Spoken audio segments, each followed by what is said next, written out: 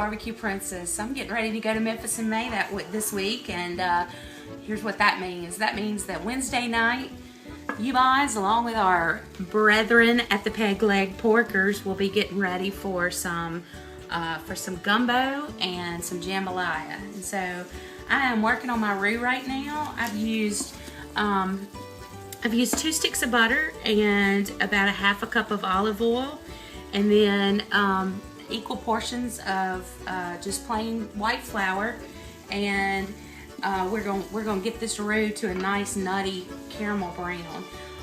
One of the things that people really worry about is burning up their roux.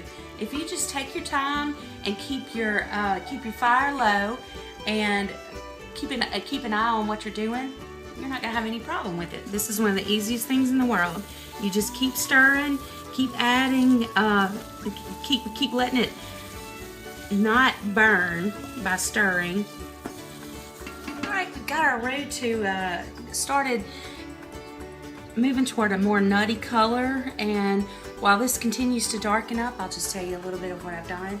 I've cooked a chicken and a half in some water, added just some assorted herbs and spices to that water so that our flavor comes from everywhere.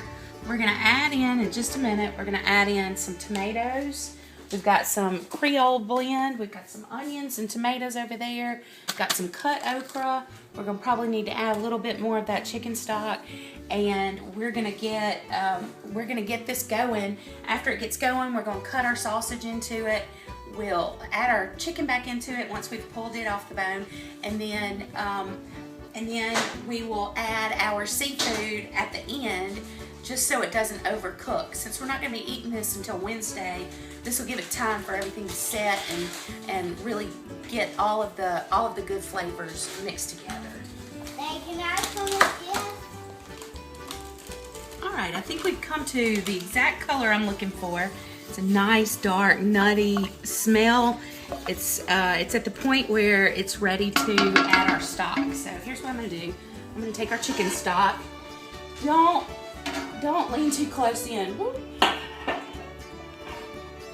It takes about 3 times of squeezing your eyebrows off to figure out not to look over in the pot. Let's see if we need this. Oh goodness. Man. Let that steam clear a little bit and see what we've got. Nice.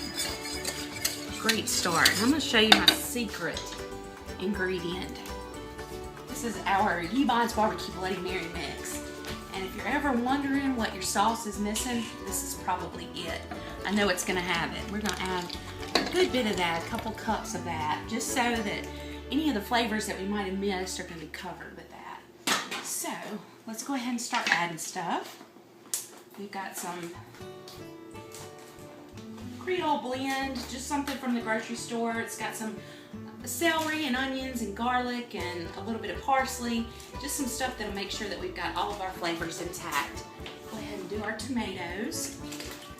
I'm making a big pot, so I'm using 5 cans of tomatoes just because I want to make sure that that tomato flavor is all the way through. Let's see. And then we'll add our 2 bags of okra. No gumbo is good without okra. Gotta have your okra. And I'm not sure what happened to it, but I've got some frozen sweet corn that I'm also gonna add to this. I think that's a little non-traditional, but I'm a non-traditional girl. All right, almost time for the sausage and the chicken. We're just finishing up. I'm just pulling this chicken right off the bone, dropping it in. It's not quite as tender as I would have normally cooked it, but it's going to tender on up in this delicious pot of goodness. Now here's one of the things that's going to be pretty major for us. Ubons is working this year with Polks, and the truth is, picky people do pick Polks. Our gumbo would not be the same without Polk sausage. That's what we serve in the restaurant, and it's a product that we definitely can believe in. So what you can see here is that we have added some shrimp and some crawfish tails and just a little bit of whatever we could find. We had some leftover shrimp from my sister-in-law Tara's birthday, and we threw that in here. But anything that you've got, alligator, chicken, pork, anything that you've got, it's called a gumbo. That's what it means. And as you can tell by my attire, I have let this cool down for a good couple of hours, had my bath, and I'm gonna get ready to go to bed, and we're gonna actually eat this 3 days from now, and the longer it sits, the better it's gonna get. So if you're in Memphis in May, stop by, try some gumbo. We're gonna be at S205. Love to see you.